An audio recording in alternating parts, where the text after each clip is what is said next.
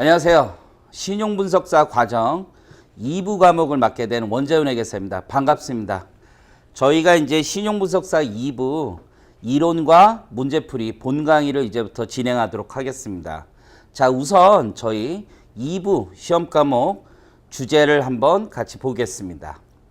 자, 2부는 두 과목으로 구성되어 있습니다. 그래서 여러분이 시험을 보러 가시면 오전에 맨 처음에 이제 1부를 시험 보시게 되고 주로 회계 과정이죠. 2부는 이렇게 시험을 보게 됩니다. 오전에 1과목을 보시고 식사를 하신 다음에 2과목을 이제 보게 돼요. 그래서 1과목은 1장, 2장, 3장 이렇게 구성이 되어 있고요. 2과목은 여기 신용평가 종합 사례 이렇게 구성이 되어 있어요. 그래서 토탈 1부와 2부 합쳐서 이제 500점으로 구성되어 있고 2부가 1과목이 200점, 2과목이 100점 이렇게 구성되어 있어요. 그래서 여러분들이 2부, 1과목, 2과목 합쳐서 평균 60점 이상을 맞으셔야지만 이제 합격하실 수 있다라고 보시면 됩니다. 자, 1과목은 크게 3개 카테고리로 나눠져 있는데요. 자, 재무 분석, 그리고 현금 흐름 분석, 그 다음에 시장 환경 분석 이 세 가지의 카테고리로 나눠져 있습니다. 이 과목은 이제 종합 사례라고 해서 어떤 실전 사례를 드리는 거예요. 그래서 회사에 재무제표를 주고 어떤 시장 환경에 대한 이야기를 한 다음에 그런 다음에 그 관련된 주제에 대해서 문제가 구성되어 있고요. 29문항 정도 있습니다. 1과목은 재무 분석 파트, 현금 분석 파트, 시장 환경 분석 파트가 이제 순서대로 주어지진 않고 여러 개 섞어서 이제 출제가 된다라고 보시면 됩니다. 주로 가장 어려워하시는 부분은 2장입니다. 그래서 현금 흐름 분석이 있고 이 과정을 이제 회계를 차근차근히 공부 안 하신 분들이 계시기 때문에 저희가 수업을 별도로 아주 기초적인 과정을 따로 하나 만들어 두었습니다. 그래서 현금 흐름 분석이 나는 너무 어렵다. 기초 과정이 전혀 안 되어 있다. 라고 하시는 분들은 저희가 따로 16강 정도, 한 강당 한 30분 정도네요. 그래서 총 8시간 정도의 수업을 따로 마련해 둔 것이 있으니까 그 강좌를 선수강 하시고 수업을 들으셔도 좋겠습니다. 자, 1장은 재무 분석에 대한 내용이고 주로 각종 비율에 대한 내용입니다.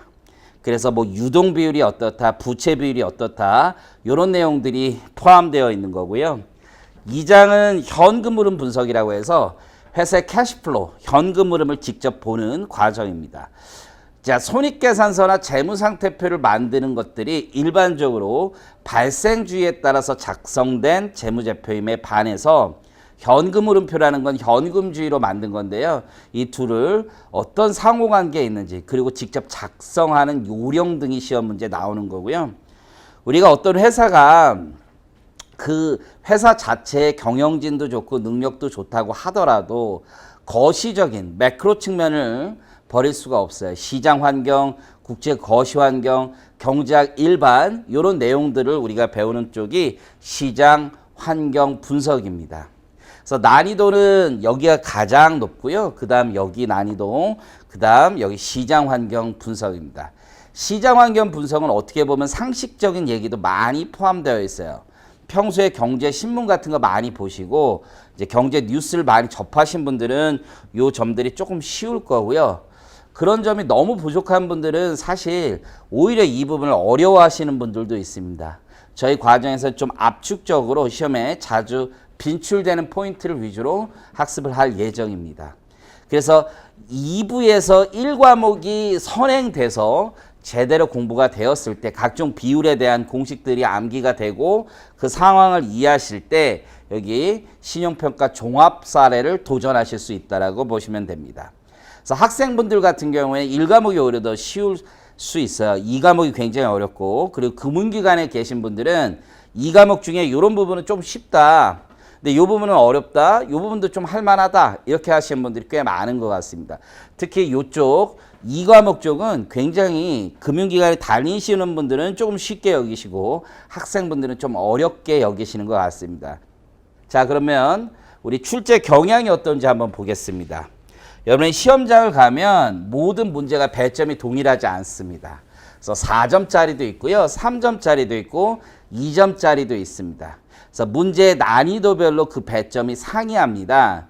그래서 배점이 높은 것들을 많이 맞추셔야지 합격에 좀 더 가깝습니다. 자, 1과목 쪽에선 주로 공식 암기하는 부분들이 조금 있어요. 재무분석 쪽이고요. 근데 그 공식을 단순히 암기만 한다고 해서 이게 해결되지 않아요. 좀 이해를 하셔야 돼요. 그래서 저희 교재나 제가 설명드릴 때 공식의 내용을 설명드리면서 이걸 그림화, 도식화시켜서 저희가 설명을 많이 드릴 거예요. 그래야지 좀 더 이해가 쉽고 이 공식의 본질이 뭐냐, 왜 필요하느냐라는 부분입니다. 저는 개인적으로 공식을 외우지 않는 걸 선호해요. 공식 외우지 않고 재무제표를 어떻게 읽을 줄 아느냐, 이 점이 더 중요한 포인트라고 보고 있기 때문입니다. 실제 시험 문제도 그런 부분들이 많아요. 그럼에도 불구하고 필수적인 공식들은 조금 외우셔야 할 겁니다. 어쩔 수 없습니다. 그래서 공식 암기하셔야 되는 부분이 있고 이걸 해석하는 능력이 필요합니다. 우리가 일반적으로 재무제표를 작성하는 쪽이 있고요. 읽어야 하는 쪽이 있습니다. 그래서 뭐 세무사 시험이다, 회계사 시험이다 이런 쪽은 작성 능력에 더 포인트를 많이 두고 있습니다.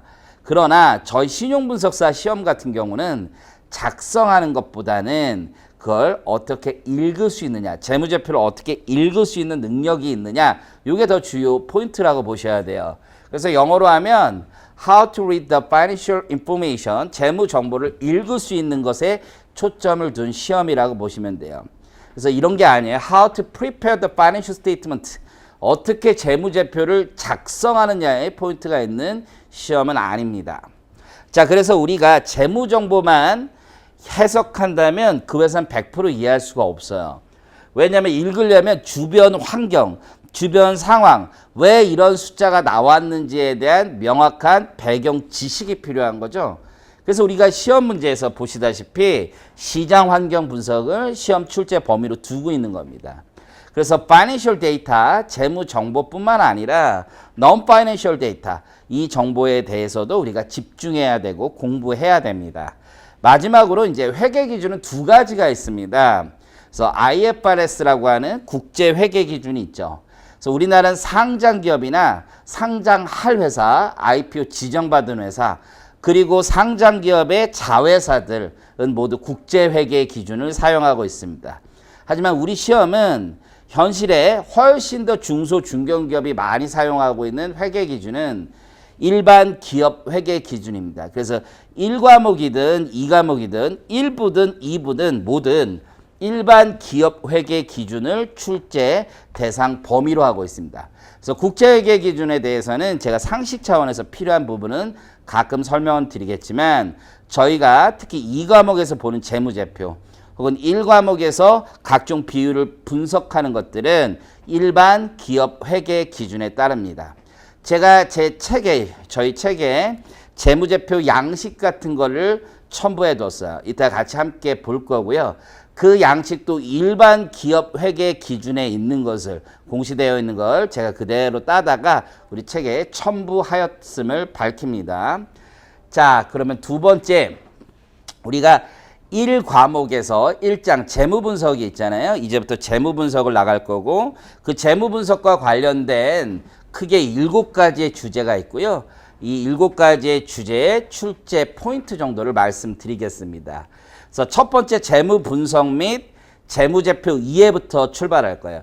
여기선 한두 문제가 꼭 나오고요. 주로 위험과 관련된 내용이 나오는데 1절을 좀 잘 이해하셨을 때 여러분들이 2과목에서 특히 점수를 잘 받으실 수 있도록 제가 재무제표의 개정 등에 대해서 좀 자세하게 설명드릴 예정입니다. 그래서 출제 범위보다 조금 더 많이 설명드리는 이유는 나중에 여러분이 종합 문제 이런 식으로 봐야 되겠구나 라는 걸 함께 설명드리기 위한 것입니다. 자, 그 다음에 이제 우리가 회사에 재무제표가 있다면 가장 먼저 재무상태표가 있고 그 다음 손익계산서, 현금흐름표 등이 있을 텐데 저희 재무분석 쪽에서는 이 두 가지에 집중합니다. 재무상태표 분석, 그 다음 손익계산서 분석입니다. 이 두 가지가 회사의 장부가치를 얘기하는 거예요. 그래서 회계학이라는 건 역사적 원가 혹은 공정가치로 평가하더라도 시장에서 이 회사의 주식이 얼마에 거래되는지는 하등 관심이 없습니다.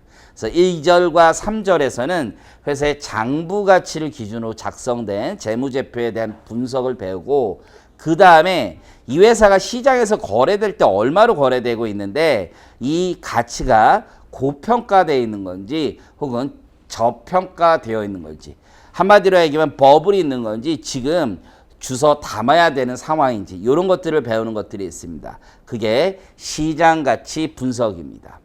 다섯 번째 종합 분석은 이제 듀폰사가 개발한 어떤 ROI 방법이라고 해서 기업의 재무적 미션을 주고 그 재무적 미션을 쫓아가는 데 있어서 어떤 방향이 좋을지에 대해서 학습하는 것입니다. 자, 레버리지 분석과 BEP 분석은요.